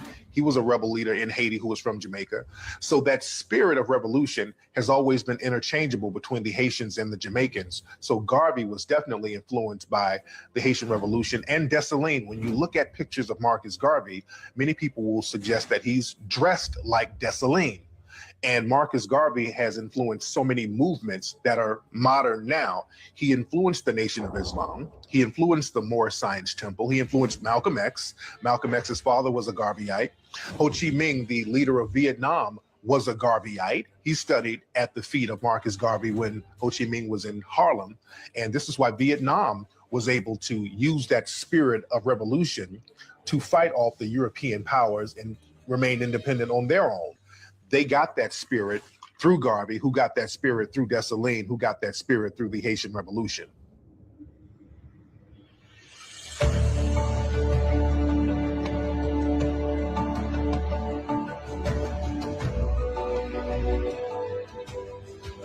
When you're in the vanguard, that means oftentimes you're the first to get the arrows in your chest. You're the first to be wounded and the first to bleed profusely. And that's the case for the Haitian revolutionary process. That is to say that they, in some ways, were sacrificial lambs for the rest of us. That is to say, by going up against the slave owners and inflicting this deadly blow on the slave system, they helped to liberate the rest of us. But in turn, they helped to injure themselves. Whatever our ancestors did is only the best for them. What they expect from us is to add our victories to their victories and to keep going up higher and higher. You cannot rebuild your society until you rebuild yourself. And you cannot rebuild yourself until you restore your spiritual, cultural, and historical integrity to the mindset that is about to carry out this building. The month of August is very instrumental to melanated people. There's something about the month of August that electrifies our melanin, that gives us a certain sense of power. If you look at a lot of significant revolutions, they all happen in August. The Haitian Revolution happened in August. Jamaica got its independence in August. Look at modern times. The Watts riots was in August. Let's get even more modern. The Ferguson uprising was in August. I think Garvey's birthday is in August. So there's a lot of significant things that happen in the month of August as it relates to melanated people. And the Haitian Revolution was one of those things. So we Haitians need a new movement. This movement is, how do you get Haitians in Haiti into economic freedom? How do you get them into education? why do you think the slavers go through so much effort for you not to know your history? Evident. Because that's where all your references are. That's what gives you the measure as to what you can do. But every place we see success in the African world, it was when Africans stood up and said, I'm going to be free and African. And so we did learn from Haiti. What were those moments when we were struggling to be free and African? Many of the Western powers are still trying to sabotage Haiti to this very day. Recently, the UN had to apologize for putting cholera in the water over there. People are sending plastic rice over there to the people. They're sending plastic chicken. They're sabotaging the economy. And the fact that they have to make such a collaborative effort to sabotage this small island of African people, that just shows the innate power that the Haitians have. The French Revolution was incredibly brutal, yet it's treated with respect in historiography as producing ideas that were influential for humanity. The Chinese Revolution, the Russian Revolution, similar, all treated with respect. The Haitian Revolution, until very recently, I would argue the tide is changing, has been treated like some, just niggas in the Caribbean rebelling, when actually it was arguably the greatest challenge to the dominant global order, as I can't remember which scholar said that, in the entire last 200 years. It's about capturing the light from what happened in the past, because that is the light that allows you to understand the present. And it is the same light that will show you the fastest and best way to a better tomorrow. And if there is a nation that will rise through their character, it's going to be Haiti. These are people who are experiencing something that they should not have to go through, but they're experiencing it. They're doing it with dignity and respect, and they're doing it showing us all over the world how people, in no matter what condition you're in, it ain't over till you win. So the importance that what is good for the collective is the priority. It's not the individual. Individuals can come and go, but we must worry that either on the way we come or the way we go, we don't damage the collective. During the revolution, enough people understood that rugged individualism, that one or two people getting little Negro trinkets from the white supremacists, it's just not worth sabotaging the collective efforts of the entire population. And they were smart enough to understand that. And I wish we are smart enough to understand that now. So I think visiting Haiti, going and seeing our brothers and sisters on the ground, interacting there with community, all of these things are things that the global African diaspora and anyone interested in justice could and should be doing in terms of resurrecting an island that made an incomparable contribution to the modern world. When we look at coverage of Haiti today, the Western media will try to scare us, Black people, from going to Haiti. We're always told, don't go to Haiti. It's dangerous. When you get off the plane, you're going to get kidnapped. There's going to be a voodoo ceremony. Something's going to happen to you. So Black people are scared of going to Haiti to visit for the most part. When I go over there, there's white people all on the plane going over there. People going over there vacationing, because there's a lot of nice parts over there in Haiti. So we have to stop listening to the media telling us what to do and what not to do about Haiti. I didn't feel unsafe over there. The people were beautiful. The people were wonderful. Nobody's trying to bother anybody. These people are trying to survive, and I'm very inspired by the Haitian people. We need to mobilize our forces as best we can to link up with Haiti. And one of the things that we could do to contribute to that is to encourage Haitians out of Haiti to Africanize. When I look at Haiti, I look at a people with a spirit, with a power, with a spiritual system that will never disable them. The God that they pray to will always look out for them. And sometimes you got to go through that to get where you need to get. I think that with this current Trump administration, this spells ill for the future of Black people in the immediate sense in North America. And that as we try to help the Haitians, we should realize that we're also helping ourselves, because we, Black Americans, need a global approach to our problems. And to reach out to community-based organizations of Haitian descent that are assisting their people in any way that they possibly can, that can get it directly to the people. and begin to develop those types of relationships. The fortunate aspect of this Trump administration is that he is creating antagonists all over the world, not least south of the border of Mexico. I continue to be baffled and befuddled by the fact that Black Americans have not been sending delegations and pilgrimages to Mexico City to forge alliances there, which in turn could be leveraged on behalf of our brothers and sisters in Haiti. I don't think it takes an oracle or a genius to figure out what needs to be done. I just think it requires courage. My experiences with people from Haiti or Haiti, whether they are here or whether they are in Haiti, is that there is a resilience. There's a great dignity and a great pride in them.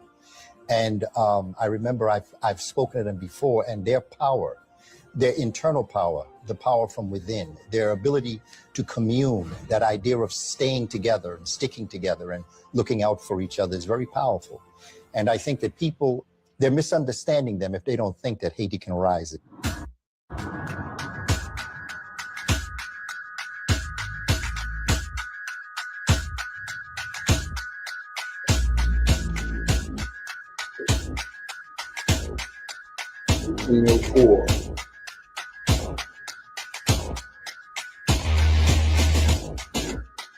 All right.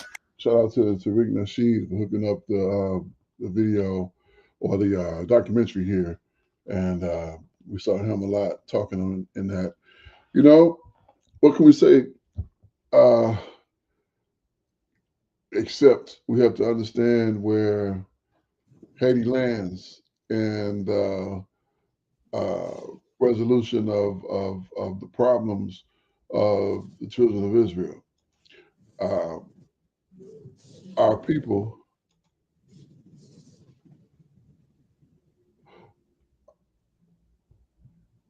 okay, I got you, Kai. I got you. I was like, what is this? Okay.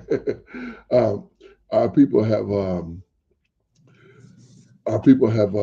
been faced with a lot of turmoil over these years, pretty much with the tying together of the separation of the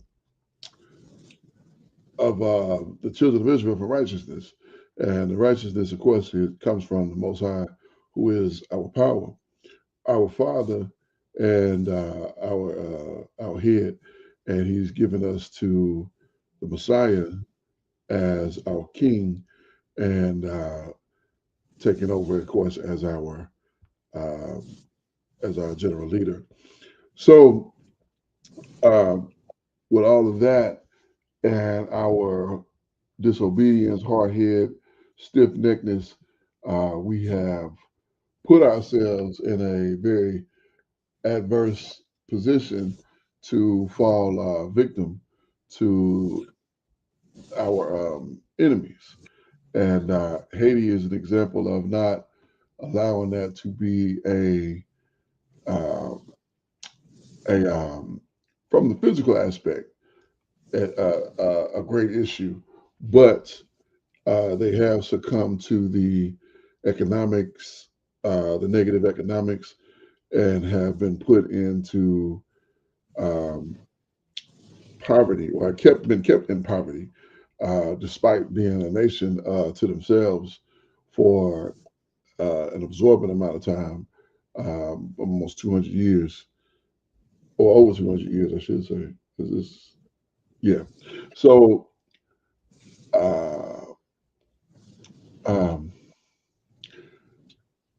I mean, the basic premise to all of this is that we have to return to our power, and we can't depend on even whooping the oppressors behind, because even though they won and got their independence, the oppressor still has kept them under the thumb and have taken every single measure possible to keep Haiti in the state that it is.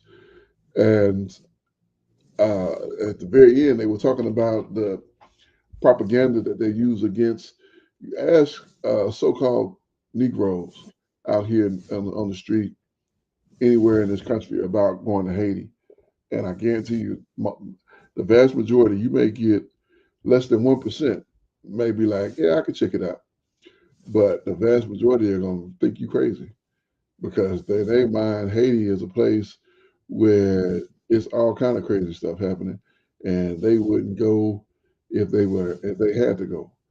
They wouldn't do it. So the propaganda machine is real, and all of that is destroying the economy and our people as well. So date wise, I heard the date of 11/1/1804.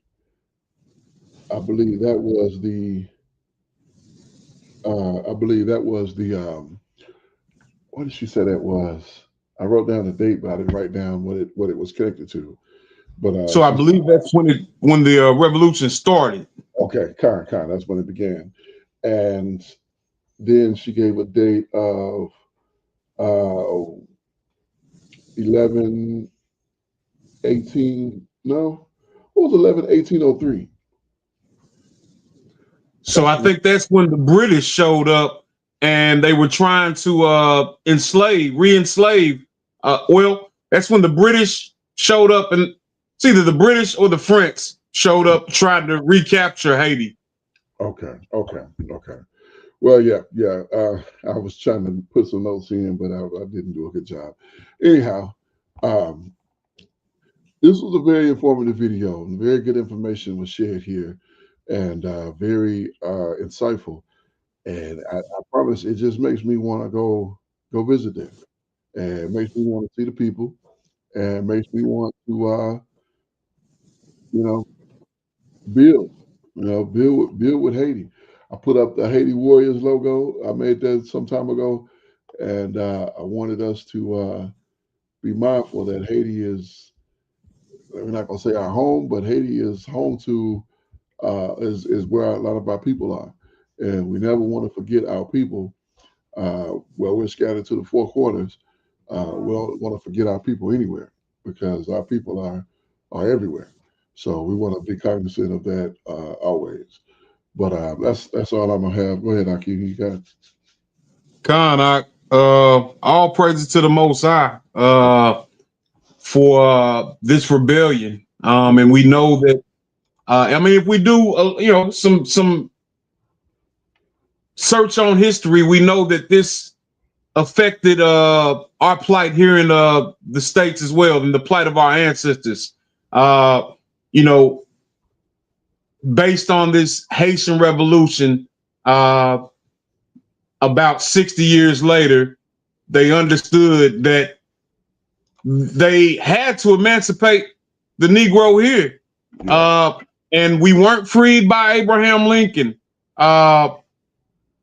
Many historians will tell the truth now and say that we freed ourselves by rebellion, by constantly running away, by understanding that, if we could get to certain areas and become maroon cities or maroon colonies, that could be successful. If America had been a smaller plot of land like Haiti was, I think that, we would have seen a revolution similar to what was done in Haiti. However, this was a vast land that our ancestors lived in. It's still a vast land. I like how they highlighted how the Haitians not only defeated the French, but also the Spanish, also the British, and those European powers at the time. I like how they spoke about how, they didn't kill all the white people on the island. There were Prussians that fought side by side with some of them. So to me, this is a fulfillment of who we are. It's nothing simple about us, man. We are kings and priests, righteous kings and priests, that will put belt to ass on those who oppose us, right? And it won't just be us that they're opposing. It's going to be those that oppose the Most High and His commandments. we're going to be his battle axe. And for those who want to live contrary to what has been written and the expectations the Father has, it's going to be doomed for you, right? Even if you're a so-called Negro and you want to continue to live foolishly, I guess I'm kind of upset. I've received so many Happy New Year's